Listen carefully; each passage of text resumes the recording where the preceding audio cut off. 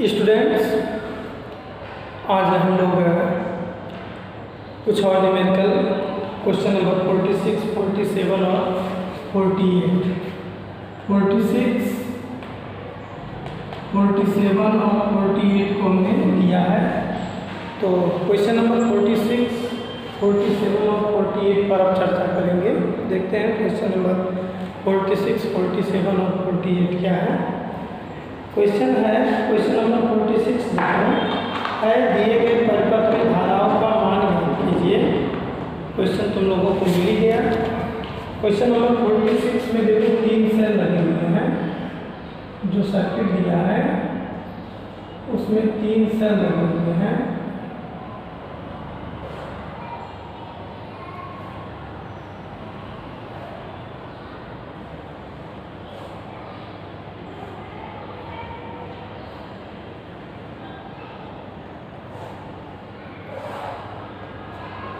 ऐसा डायग्राम नाम दिया है A B C D E और ये देखो यहाँ से E1 दिया है 2 वोल्ट, E1 क्या दिया है 2 वोल्ट और R1 दिया है 4 ओम, E2 दिया है 1 वोल्ट और R2 दिया है 3 ओम, E3 दिया है 4 वोल्ट और R3 दिया है 2 वोल्ट। और जो धारा दिया है ये यहाँ पर I1 दिया है, यहाँ पर I2 दिया है और यहाँ पर I3 दिया है। तो ध्यान देना यहाँ पर ये क्वेश्चन इसलिए बताए, अब तक जो भी क्वेश्चंस हम लोग सॉल्व करते थे उसमें किरचॉफ का केवल दूसरा नियम यूज करते थे। लेकिन अब ये जो क्वेश्चन है ये ऐसा क्वेश्चन है जिसमें किरचॉफ के पहले नियम और किरचॉफ के दूसरे नियम दोनों नियम पर चर्चा किया जाएगा। देखो, किरचॉफ का पहला नियम है कि संधि पर मिलने वाली समस्त धाराओं का बीजगणितीय योग शून्य होता है। तो देखो ये अगर हम B को जंक्शन मानिए तो B जंक्शन को देखो इधर से I1 करता है, इधर से I2 आ रहा है और इधर से क्या आ रहा है I3 आ रहा है। तो देखो लिखें, अगर हम दिए गए परिपथ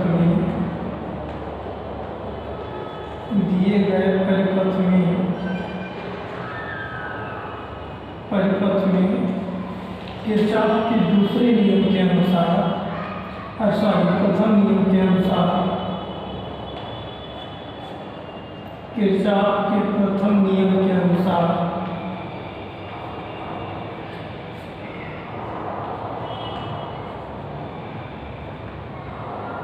किरचॉफ का पहला नियम क्या कहेगा?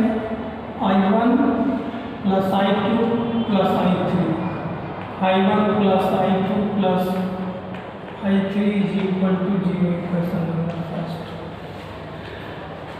इसके अलावा अगर देखें तो हम लोगों के क्वेश्चन में 2 बंद लूप बन रहे हैं। एक बंद लूप ये बन रहा है और एक बंद लूप ये बन रहा है। देखो, बंद लूप वगैरह तो लोगों को हम अच्छे तरीके से समझा चुके हैं, इसलिए हम डायरेक्ट काम कर दे रहे हैं। एक इक्वेशन बन गया। अब देखो, अगर हम जो यहाँ बंद लूप लिए हैं, अगर हम लिखें बंद लूप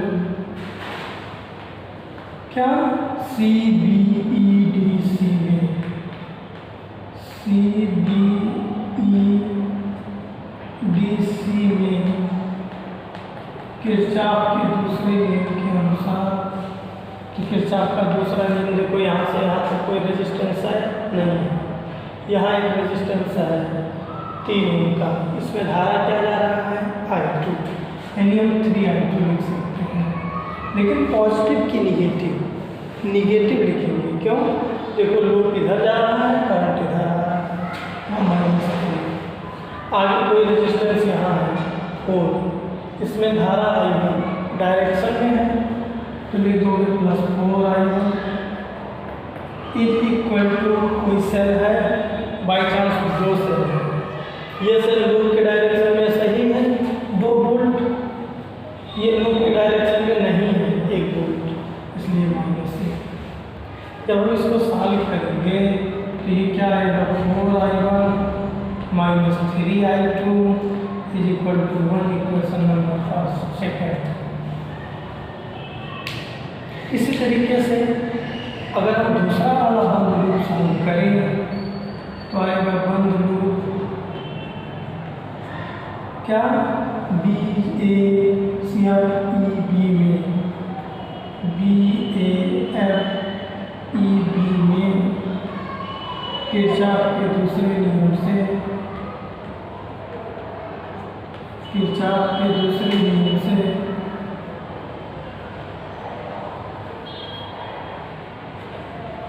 फिर वही काम, देखो हम आपकी बार इधर से चल रहे हैं तो फिर ये उल्टा ही पड़ रहा है, देखो फिर उल्टा पड़ रहा है, यानी कि हम इसको माइनस 3i2 लेंगे और ये सीधी डायरेक्शन में मिल रहा है 2 धारा i3 यानी 2i3 is equal to 4 minus 1, 4 minus 1 क्या होगा 2i3 minus 3i2 is equal to 3, equation number 3। देखो 3 इक्वेशन बन चुके हैं। तो अब ये जो 3 इक्वेशन बन चुके हैं ये जरा देखो, ध्यान देना, अगर हम यहाँ से ये जो समीकरण 1 बनाए हैं इसमें थोड़ी सी चेंजिंग कर दें, i1 इज इक्वल टू लिख दें माइनस i2 माइनस i3, तो कोई डाउट है किसी को? अब क्या करते हैं, समीकरण 1 से समीकरण 2 में i1 का मान रखें, मतलब सब मिला जुला के कि इन तीनों समीकरणों को हल करके i1 i2 और i3 का मान निकाल लें।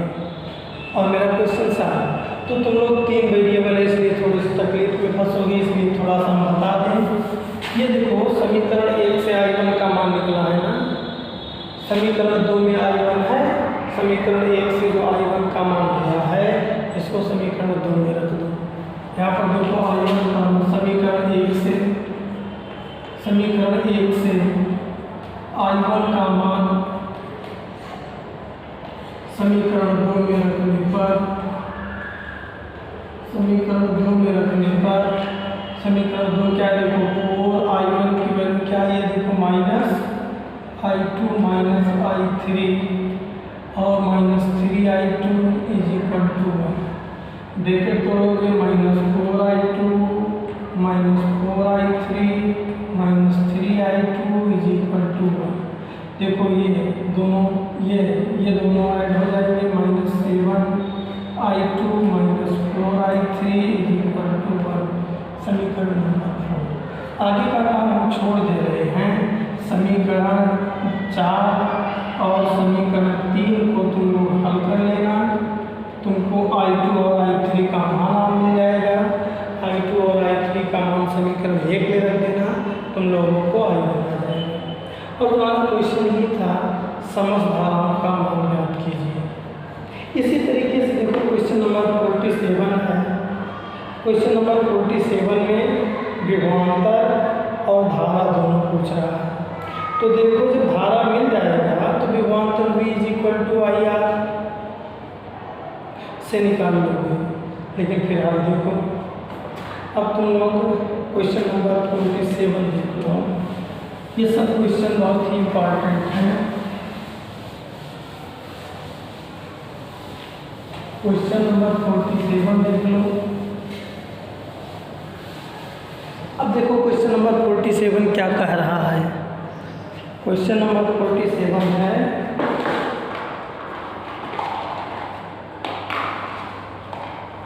क्वेश्चन नंबर 47 अपने बुक में देखो क्या है, संलग्न चित्र में 3 सेल समानांतर क्रम में जुड़े हैं, उनमें से समान ध्रुव पर एक नगण्य प्रतिरोध वाले तार के परिपथ से जोड़े गए हैं। सेल के प्रत्येक सिरों के बीच विभवांतर की गणना कीजिए। तो देखो हम क्वेश्चन को थोड़ा सा बदल दे रहे हैं, धारा और विभवांतर की गणना कीजिए। देखो क्वेश्चन क्या है, एक सर्किट डायग्राम दिया है, 3 सेल लगे हुए हैं, सबका आंतरिक प्रतिरोध भी दे रखा है।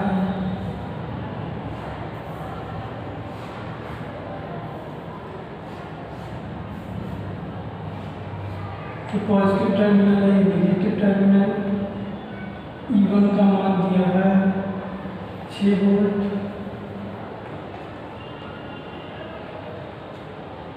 और स्मॉल R1 का मान दिया है 2 ओम। यहाँ पर भी है एक सेम कंडीशन में E2 का मान दिया है 4 वोल्ट और आगे इसका रेजिस्टेंस दिया है स्मॉल 2 और यहाँ भी एक दिया है E3। थोड़ा सा क्वेश्चन अलग है, इसको भी समझा करना। देखो सब आइडिया है यहाँ E3 दिया है 2 वोल्ट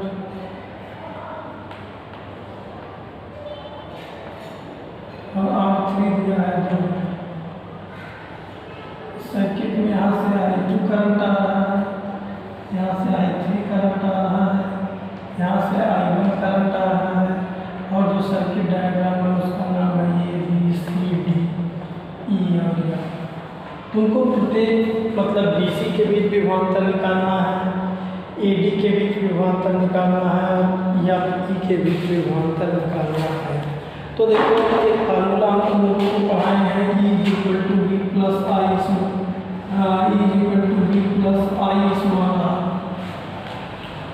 तो देखो E मालूम है, स्मॉल r मालूम है, I का मान मिल जाता, फटाफट हम करना शुरू कर देते।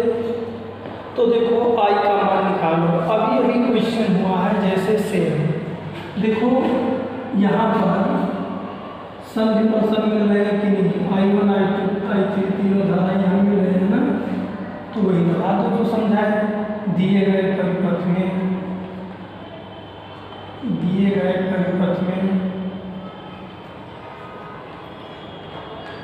किरचॉफ के प्रथम नियम से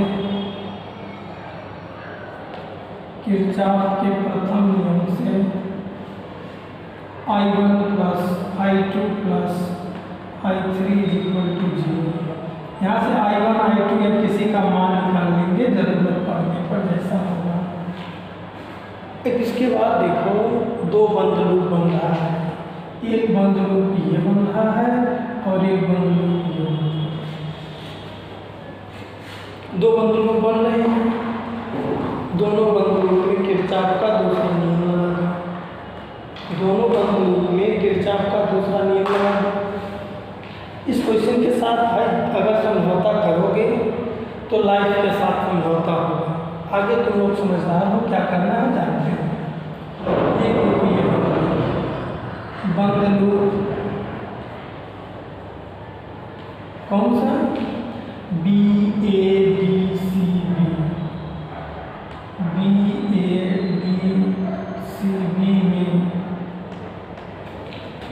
किरचॉफ के दूसरे नियम से, किरचॉफ का दूसरा नियम लगा दो। यहाँ कोई प्रतिरोध है, यहाँ है 2 ओम का, धारा I2 अपोजिट है इसलिए -2I2। यहाँ पर देखो सेम डायरेक्शन में है इसलिए +2I1 = सेल। यहाँ 6 ओम का, यहाँ 4 ओम का, ये 4 ओम विपरीत दिशा में है इसलिए 6 - 4 साल कर दिए डायरेक्ट I1 - I2 = 1 नंबर। ऐसे करके नीचे भी एक बंद लूप है, उसको देखो बंद लूप क्या AFEDA में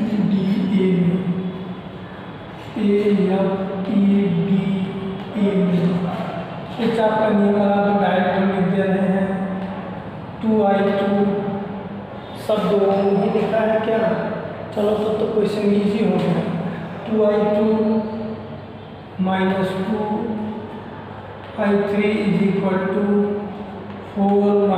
2, तो डायरेक्ट हम लिख दिए i2 - i3 = 1 में भी हो गया। क्वेश्चन नंबर 3 यहाँ पर देखो i1 i2 है, यहाँ पर i2 i3 है। ठीक, देखो समीकरण 3 और 2 को हल कर दो। समीकरण 2 और 3 को हल करने पर तो देखो क्या होगा, i2 - i3 = 1, और वहाँ पर देखो i1 - i2, तो i2 को यहाँ हम लिख दे रहे हैं -i2, और प्लस i1 को इसके साथ लिख दिया। सॉल्व कर दिए, कैंसिल हो गए, क्या बचा i1 plus minus i3 = 2, equation number 4। ये i1 माइनस i3 = 1 गई इक्वेशन नंबर 4। अगर इस इक्वेशन नंबर 4 में समीकरण 1 का यूज कर लें तो i1 = क्या लिख सकते हैं, i2 - i1 लिखेंगे। समीकरण 1 से मान रखने पर जब समीकरण 1 से मान रख दोगे तो i1 का मान क्या हो जाएगा, देखो -i2 माइनस प्लस i3 = 2। देखो i1 की जगह पर हम क्या लिखेंगे, -i2 -i3। अब देखो ये समीकरण 1 बन जाएगा, सब मिला जुला के साथ कर लेना, तुमको i1 i2 और i3 का मान मिल जाएगा। तो थोड़ा सा हम आगे का काम तुम लोगों को बता दें। मान लो हम आंसर देख के लिख ले रहे हैं कि i1 का मान आ गया 1 एम्पियर, i1 का मान आ गया 1 एम्पियर, i2 का मान आ गया मान लो 0 एम्पियर, और i3 का मान आ गया -1 एम्पियर। ठीक है, तो क्वेश्चन मेरा था कि विभवांतर ज्ञात करो। तो देखो विभवांतर कैसे ज्ञात करेंगे, BC के बीच, AD के बीच और EF के बीच विभवांतर। तो विभवांतर कैसे निकालेंगे, देखो पहला क्वेश्चन BC के बीच विभवांतर,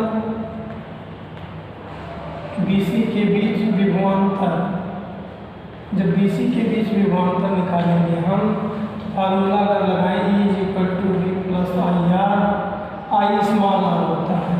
तो देखो यहाँ E का मान यहाँ हमको करना पड़ेगा E1 V1 I1 R1। E1 का मान कितना है, देखो 6 वोल्ट, V1 का मान मालूम नहीं, I1 का मान 1 एम्पियर आया है, और R1 का मान 2 है। V1 = क्या हो जाएगा, 4 वोल्ट, पहला क्या आ जाएगा 4 वोल्ट। इसी तरीके से तुम लोग AD का और EF का निकाल लेंगे। ठीक, इसी तरीके से अब तुम लोगों को क्वेश्चन नंबर 48 बता रहे हैं। क्वेश्चन नंबर 48 में क्या कुछ करना है उसको भी समझो। क्वेश्चन नंबर 48 थोड़ा सा तकलीफदायक है। क्वेश्चन नंबर 48 थोड़ा सा तकलीफदायक है, लेकिन आपको देखना पड़ेगा। देखो क्वेश्चन नंबर 48 है, A और B के मध्य तुल्य प्रतिरोध की गणना कीजिए। क्वेश्चन है A और B के मध्य तुल्य प्रतिरोध की गणना कीजिए। एग्जाम में मेरा ये आया नहीं है, इतना बड़ा क्वेश्चन एग्जाम में जल्दी देता नहीं है, लेकिन अब क्वेश्चन दिया है तो सॉल्व करवाना मेरी मजबूरी है। देखो कह रहा है A और B के बीच तुल्य प्रतिरोध ज्ञात कीजिए। सर्किट डायग्राम को जरा एक बार बहुत ध्यान से देखो, तो तुम लोगों को शायद वहाँ पर कुछ सीखने को मिलेगा। उसके सर्किट डायग्राम को बहुत ध्यान से देखो अगर, तो तुम लोगों को बहुत कुछ सीखने को मिलेगा। अब उसका सर्किट डायग्राम जरा तुम लोग एक बार देखो। अब एक और ईमानदारी से क्वेश्चन देख लो। क्वेश्चन नंबर 48 कह रहा है तुल्य प्रतिरोध कीजिए। क्वेश्चन नंबर 48 का तुल्य प्रतिरोध ज्ञात कीजिए और उसका सर्किट डायग्राम बना। देखो सर्किट डायग्राम कुछ ऐसा है। सर्किट डायग्राम इसका कुछ यह रूप ले रहा है।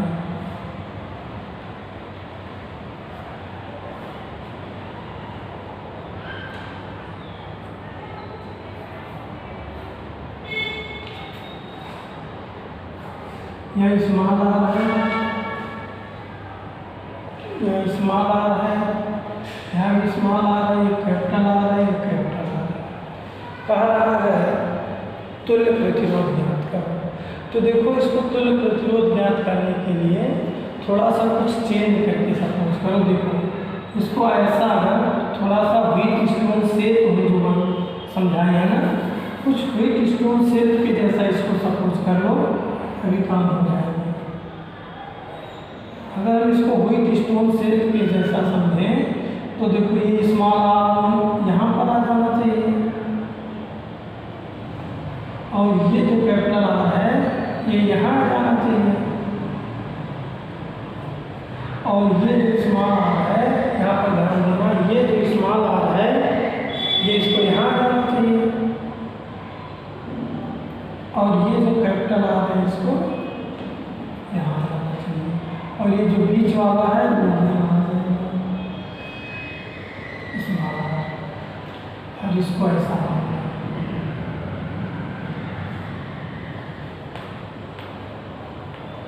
अब यहाँ पर सपोज करो, यहाँ पर सपोज करो कि यहाँ से पाई करंट जा रहा है और इसको किरचॉफ के नियम से साफ करेंगे। तो देखो अब यहाँ वेरिएबल कम से कम मानना है, इसलिए हम ऐसा काम कर रहे हैं। मान लो I1 करंट इसमें गया तो कितना बचेगा, I माइनस I1 बचेगा, वो किस में जाएगा, इसमें जाएगा, कितना I माइनस I1। वो अब यहाँ देखो इस I1 का दो पार्ट होगा, यहाँ कुछ पार्ट इसमें जाएगा, कुछ पार्ट इसमें जाएगा। तो देखो हमने मान लिया कि इसमें I2 जाएगा, तो इसमें कितना जाएगा, I1 पहले था, I1 में से I2 इसमें चला गया, I1 माइनस I2 और वही करंट इसमें आएगा, कितना आएगा, देखो I2 इधर से और इधर से क्या I माइनस I1 माइनस क्या I1 और प्लस क्या I2, तो हम I1 plus I2 minus I1 लिख दिए और बाहर करंट फिर से क्या आएगा। तो अगर देखें तो देखो दो बंद लूप बन रहा है, एक बंद लूप ये बन रहा है और एक बंद लूप ये बन रहा है, ऐसे एक बंद लूप ये बन रहा है। इन दोनों बंद लूपों को अगर हम सॉल्व करें और आगे देखो इनसे यहाँ बैटरी भी लगी हुई है, जब तक बैटरी नहीं लगती तब तक धारा नहीं जाता है। ये क्वेश्चन हम पूरा पास समझाएंगे, ई है। तो देखो अगर हम इसका कुछ नाम दे दें या सीधा सीधा देखो इसका नाम 1 दे दिए, इसका नाम 2 दे दिए और इसका नाम 3 दे दिए। तो देखो बंद लूप 1 में अगर हम किरचॉफ का नियम लगाएं, बंद लूप को तुम लोग जरा सोचो, देखो 2 मिनट का मौका दे रहे हैं तुम लोगों को सोचने का। इसमें किरचॉफ का दूसरा नियम लगाना है, इसमें किरचॉफ का दूसरा नियम लगाना है, नीचे किरचॉफ का दूसरा नियम लगाना है। कैसे लगेगा किरचॉफ का नियम उसको तुम लोग देखो, किरचॉफ का नियम उसमें कैसे लगेगा उसको तुम लोग देखो। नहीं दिख रहा है तो भाई देखो हम लिख रहे हैं बंद लूप, देखो बंद लूप। अब एक काम करते हैं ना, जगह है थोड़ी सी ज़्यादा ज़रूरत पड़ेगी तो हम इसको मिटा देते हैं और बहुत इत्मीनान से क्वेश्चन देखो, ऐसा मत सोचो कि टाइम बर्बाद हो रहा है। देखो बंद लूप 1 में, किसमें, बंद लूप 1 में, बंद लूप 1 में किरचॉफ का दूसरा नियम जरा लगाओ। तो बंद लूप 1 में जब किरचॉफ का दूसरा नियम लगाओगे तो देखो यहाँ पर ऐसे लूप माने हैं तो इसमें धारा I1 है, स्मॉल आर है, ये देखो ये स्मॉल आर है, धारा I2 है, I2 स्मॉल आर। फिर देखो ये अपोजिट है तो माइनस, धारा कितनी है आई माइनस I1 और रेजिस्टेंस कितना है R। कोई सेल जुटा है नहीं, कोई सेल जुटा है नहीं, ब्रैकेट प्रोडक्ट हो गया। अब देखो इस ब्रैकेट में स्मॉल r कॉमन मिल रहा है कि नहीं, स्मॉल r। अब देखो एक काम करो, इस पूरे को तोड़ दो, I1 small r plus I2 small r minus देखो I capital R minus minus plus I1 capital R is equal to 0। ये I1 एक साथ लेकर कॉमन ले लो तो क्या होगा, small r plus capital R। और देखो इसको ऐसे रहने दो, I2 small r minus I capital R is equal to 0 equation first. ठीक है, ऐसे देखो जब सॉल्व करेंगे हम लोग बंद लूप 2 को तो उसको देखो ऐसे देखो, एक इक्वेशन ये बन रहा है, ब्रैकेट में कर दे रहे हैं ताकि दिखाई दे। एक बंद लूप और बन रहा है 2, तो देखो बंद लूप 2 में, बंद लूप 2 में देखो कैसे माने हैं, I R में कितनी धारा I minus I1, R I1 minus I2, ये अपोजिट है तो माइनस होगा। स्मॉल r करंट कितना जा रहा है, इतना वाला current minus I plus I2 minus I1 into capital यहाँ R2 I2 minus I2 small r is equal to 0। फिर ब्रैकेट तोड़ो सॉल्व करो, देखो I1 capital R minus I2 capital R, यहाँ ब्रैकेट तोड़ो minus I capital R minus I2 capital R minus minus plus I1 capital R minus I2 small r is equal to 0।